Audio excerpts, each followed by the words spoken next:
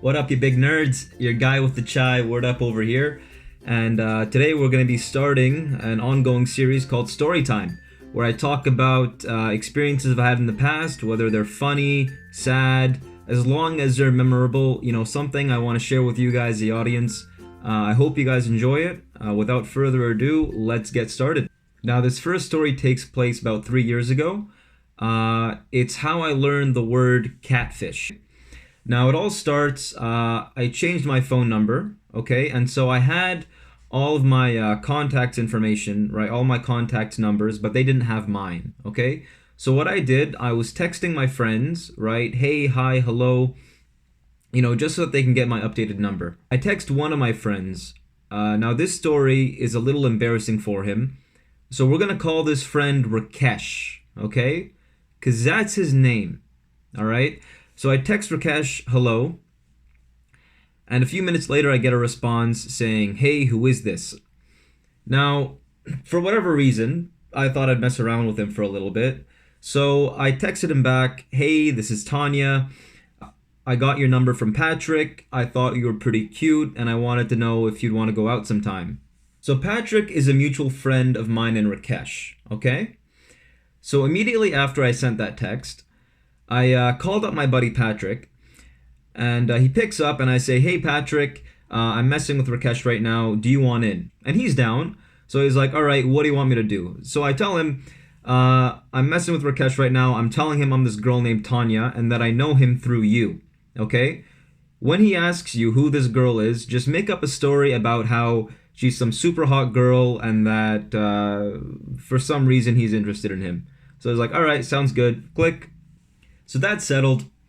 Now, I'm all prepared to, mess with Rakesh a little bit. Now, I noticed after about 3 hours, he still hadn't responded to my initial text. So I thought I'd hit him up with question mark, double texting him.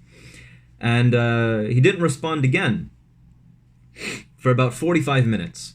Now, during that time, as I predicted, he called up Patrick. He rings him up and he asks him, he says, hey Patrick, this Tanya girl is hitting on me. She says she got my number through you. How do you know her? So Patrick says, she's this girl at Cactus Club that I was hitting on, right? Straight 8 out of 10. But she wasn't interested in me. And so I pulled out my phone and I showed her a picture of you. Because that's what you do when you get rejected, right? You show a picture of your attractive friend in hopes that he will get a date. True homie move right there. So Rakesh takes the bait. He's like, all right, thanks. Appreciate it, man. Click. And he texts Tanya back, finally. So he texts her back, actually, sure, I am down to hang out. Why would you text... Here's the thing I don't get, right? Why would you text actually? Do you know what I mean? Like, that gives off the impression you weren't interested in seeing Tanya in the first place, right? Like, Tanya's a straight 8 out of 10. She is no one's second choice. Do you know what I mean? You don't text her actually. So Rakesh and I are texting each other back and forth for a few hours. Before I move on, right, I just want to say Rakesh and I have been friends for about 8 years now, right? And not once during that time has that man sent me a single smiley face, right? But when he texts Tanya, this man is sending her every emoji on the face of Apple. So I'm feeling a little salty at this point. But anyways, so we text each other and we make plans to meet tomorrow. Now, it's important to mention at this point that as Tanya and Rakesh are texting each other back and forth, Rakesh is growing increasingly more curious as to how Tanya looks like, okay? So what he ended up doing was he searched up numerous different Tanyas on Facebook, took screenshots of their profile picture, and sent them to Patrick to confirm if this was the Tanya that he spoke to. Now, just for context, right, Tanya has no social media, obviously, right? There's no Instagram, no Facebook, nothing.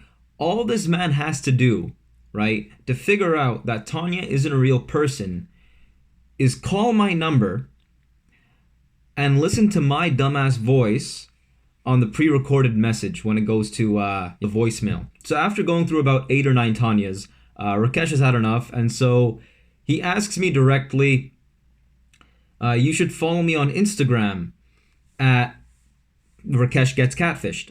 And at this point, I'm thinking, okay, I've had my fun. The jig is up. And right as I'm about to come clean, I figure out a way to get out of this situation. So I just end up texting him, sure, smiley face. It's done, right? Because you can't respond to that. You know, we're meeting up tomorrow, so for fear of looking desperate, Rakesh isn't going to text me, oh, you haven't followed me yet, or, oh, looks like you accidentally left me on red there, right? No one wants to come off looking like a nice guy. No one wants to come off looking desperate. So I text him, sure, smiley face, we're done with it. So next on the list, Rakesh and I are trying to figure out a place to meet up. Now at first, I'm thinking, okay, maybe I should just make him drive to like a near SkyTrain station or a bus stop or a 7-Eleven. But then I remembered, a few years prior, this man tricked me into sticking my hand in piss. Another story to come, by the way. So I wasn't going to let him off the hook that easy. So I tell Rakesh I work at Cactus Club and that he should pick me up after my shift at 5 o'clock. And he's like, okay, cool. Which Cactus Club do you work at? And so I tell him it's the Cactus Club in downtown Burrard. Rakesh lives in Surrey. Now, for all of you who aren't Vancouverites, Surrey and Burrard are about an hour and 15 to an hour and 45-minute drive away during rush hour. The following day, Rakesh, this legend of a man, drives from Surrey all the way to downtown Burrard in Vancouver to meet up with Tanya. Again, all this man had to do to realize Tanya isn't a real person is call my phone number and hear my pre-recorded message on the voicemail. So Rakesh comes to the Cactus Club at 5 o'clock, and I'm thinking, okay, I need to end this in the most spectacular fashion possible. So I stall for time. I tell him, hey, I'll be out in a minute. I'm just getting held up at work. And as I'm thinking of a brilliant way to end this, my dad calls me over and he needs help with some chores or something. And so I get held up for 40 minutes. During that time, Rakesh got out of his car, went inside the Cactus Club, and started asking servers and staff where Tanya was. So obviously all these guys are looking at Rakesh like he's a madman, and they kick him out of the store. And at this point, Rakesh is thinking Tanya's blowing him off. So I say to myself, all right, it's time to end this.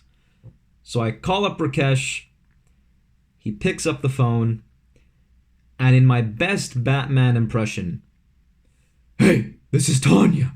Never in my life have I had someone hang up the phone on me that quick. I didn't even finish my sentence. I said, hey, this is Tanya. And then in the middle of Tanya, I hear the dial tone, right? This guy was scared shitless. So I'm like, all right, I got to end this properly. I call him up again, go straight to voicemail. I'm getting a little concerned at this point. So I call him up one more time. Rakesh picks up the phone, and I'm just met with radio silence. So I say, hey, Rakesh, it's Word, man. Patty and I were just playing a little prank on you, right? Tanya isn't real. None of this is real, right? So Rakesh breathes a sigh of relief that the Dark Knight isn't coming after him. And, for the first 15 seconds, he's being a good sport, right? Oh, dude, fuck you guys. You guys got me good. Holy crap, right? And then he pops the question. Yo, so where are you guys right now? And so I just say, Patty and I are home right now. Yeah, we got you good, eh? You ever feel someone's face just twist in anger over the phone? Because that's what happened. This guy just starts going off on me. Dude, what the fuck is wrong with you? Why are you making me drive all the way from Surrey? Why didn't you just make me go to a near SkyTrain station or a Max or a 7-Eleven? What's wrong with you? right? And I'm like, listen, man, it's just a joke, dude. It's fine, right? He's like, no, this isn't a joke. You catfished me. And it was that point in time, ladies and gentlemen, that I learned what the word catfish was. The end. I hope you guys enjoyed this video. If you did, be sure to leave a like, comment, and subscribe. Hit the little bell notification to get more updates for future videos. And that's it. Appreciate you guys. Thanks. Also, just a little side note. I noticed in my first video that my wall over here was looking a little barren. So what I did was got this nice poster, right? Mounted a few things over there. Some basketball to let you guys know I'm athletic. You know, some cologne to let the ladies know I smell nice. And some books to let you guys know I have books.